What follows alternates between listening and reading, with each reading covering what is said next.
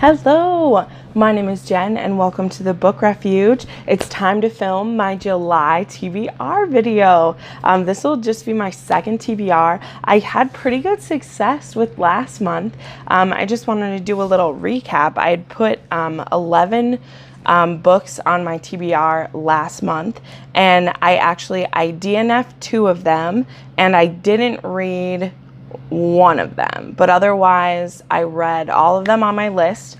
It's kind of just my starter for the month is what I've realized, because obviously if you just saw, because I just put up my June wrap up, that I read 16 books. So I try to start with my TBR list, and then as I buy new ones or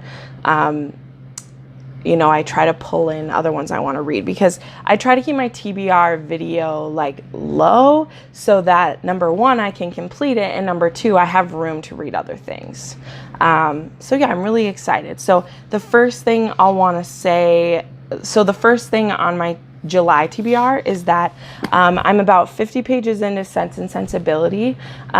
So I'm not going to pull another classic because I don't want to rush through those, because I am really enjoying it, but they're a lot to digest, because you know what it's like with classics, the words that they use and the way that the author paints the picture is just more slow than a contemporary or a young adult fantasy. But then let's dive into what my TBR is, and then we'll pull a few things out of the jar too that'll be a total surprise to me. So first off, I'll start with the audiobook that I'm reading, or will be reading. I'm not reading it yet. As I have about an hour left of The Stranger from the Sea, and so next will be The Miller's Dance by Winston Graham.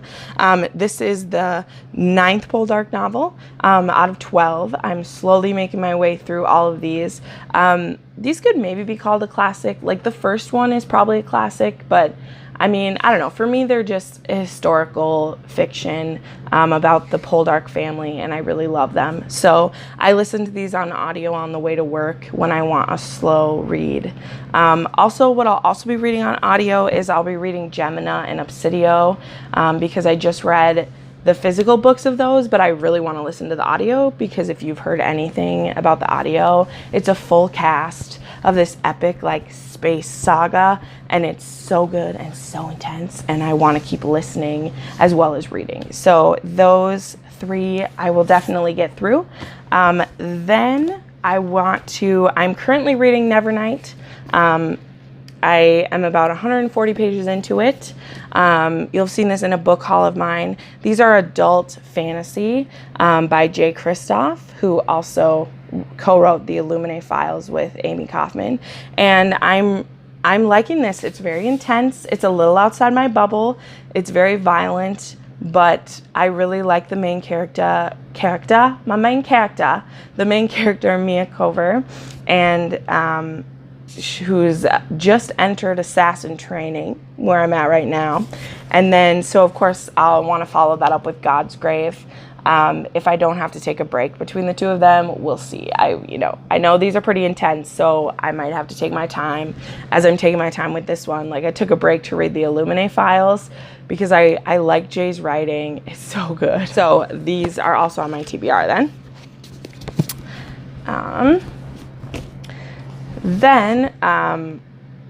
I also just started this because when I was home for the weekend, I finished reading Gemina and I didn't bring Obsidio with because I didn't think I would finish Gemina. Foolish I was. So I went to Target and I picked pretty much a random book because I had to have a book to read when I was home in my hometown, and so I picked up Starry Eyes, which is a contemporary, which I don't read a ton of those, but this is about these 2 ex-best friends, Zori and Lennon, and something happened last year at the homecoming dance that tore these best friends apart, and they haven't talked about it or worked it out at all, and they both end up on a camping trip, and then they get left behind by the rest of their friends, and they have to kind of make it on their own.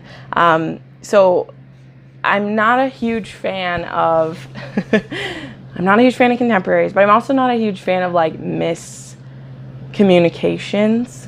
However, as you'll have seen, if you've watched the review of my Not If I Save You First, I like contemporaries when there's an element of like real danger, not just like emotional trauma, because I like there to be higher plot stakes than just like character development. I like there to be good plot. But so far this is good. Like the setup seems really interesting. How she gets invited on the camping trip, and also how she ends up there with Lennon when she never would have went if she'd known that Lennon was going, but it kind of happens by accident. This is by Jenn Bennett, which I also like because she spells her name like I do with 2 N's. This girl's got to be good, right?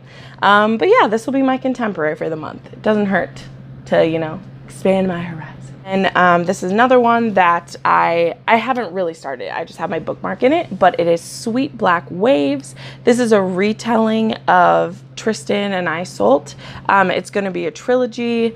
This is by Christina Perez, and the main character, her name is Branwen, and she accidentally rescues Tristan, who is an enemy of her kingdom and also of the same people who killed her family. So she immediately doesn't like him, but you know, court intrigue and star-crossed lover stories, and this book looked so beautiful. Like I showed it in my book haul. I just had to give it a try. So we'll see. This one is the one I'm most iffy about if I'll finish it, but I bought it and it's pretty, and it's like Irish and Welsh and like all those like Northern England areas, so I'm willing to give it a try. Finally, on my predetermined books is The Kiss of Deception. I've heard a lot of good things about this, and this is by Mary E. Pearson, and I really want to give this book a try because I've heard great things and it seems like it's right up my alley. So I'm excited about that one. Now let's get to the fun part. My TBR jar right here. I'm going to pick a YA, a romance, and a thriller or adult novel. I have them color-coded. Like I said at the beginning, I'm still reading Sense and Sensibility, so I'm not going to pick another classic. Mix a YA pick.